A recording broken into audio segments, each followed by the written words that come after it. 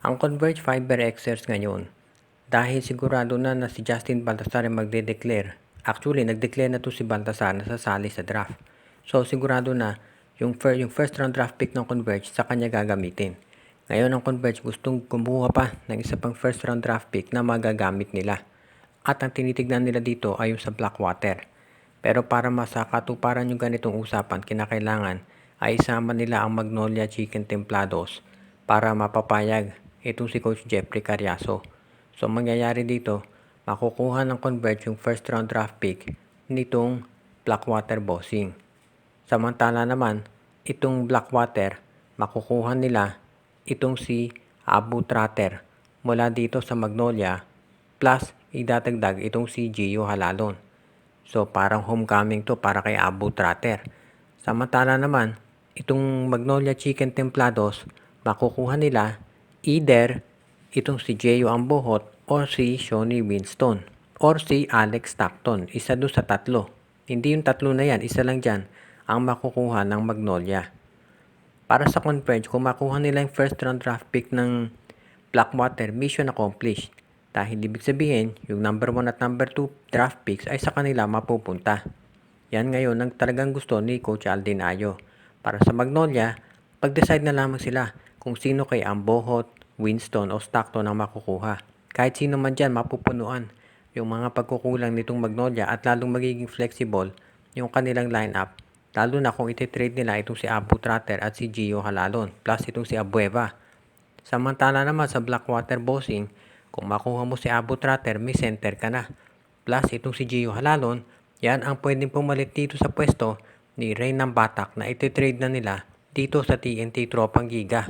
Kaya okay din para kay Coach Jeff.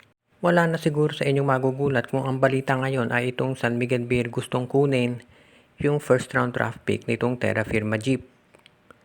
Actually, hindi lang yung first round draft pick nila, baka titignan din ng San Miguel Beer kung makukuha nila itong si Wamit Yongson. Kung sakasakali itong San Miguel Beer, pag-iisipan muna mabuti kung alin dyan yung kanilang mas pipiliin. Kasi kung kukunin nila pareho yan, marami-rami silang mga players na kinakailangang ibigay. Assuming na gusto ng San Miguel Beer makuha yung first round draft pick ng Terra Firma Jeep, malamang ibibigay nila itong si Mawala Tautua. Samantala naman, kung gusto nilang makuha itong si Wamit Yongson, kinakailangan siguro ibigay nila itong si Simon Enciso at itong si Chris Ross o kaya si Simon Enciso at si Jeron Ting. Baka isama rin nila doon sa trade ito si Vic Manuel. Posible na isang trade lang para tapos kagad. Makukuha ng San Miguel yung first round draft pick ng Terra Firma plus si Wamit Yongson kapalit ni Chris Ross, Simon Enciso, Mo Tautua at si Vic Manuel. Baka isama pa nila si Jeron Ting. Sa ngayon, kung ganito magiging sitwasyon, malaki-laking transaction yan. At sigurado mag-generate yan ng maraming comments. Yung iba pabor, yung iba hindi. Pero maliwanag dito kung sakaling matuloy yung trade na yan, magiging maganda yan para dito sa San Miguel Beer dahil magkakaroon sila ng chance na mag-revamp ng kanilang lineup. So dito natin makikita kung ano magiging sitwasyon ng San Miguel Beer pagkatapos niyan. Of course, may posibilidad din na instead na yung first round draft pick ditong Terra Firma, ang kukunin na lang nila ay si Isaac Go. Dahil nakita natin gumaganda na ang laro nito dito sa Terra Firma Jeep. Kung matuloy yan, kawawa Terra Firma dahil syempre ang ganda na ng kanilang core lineup. Pero yun nga, naalis na itong si Javi Gomez de Leaño dahil pumunta ng Korea. At ngayon, mukhang mababawasan pa sila dahil dito sa nangyari sa SMB.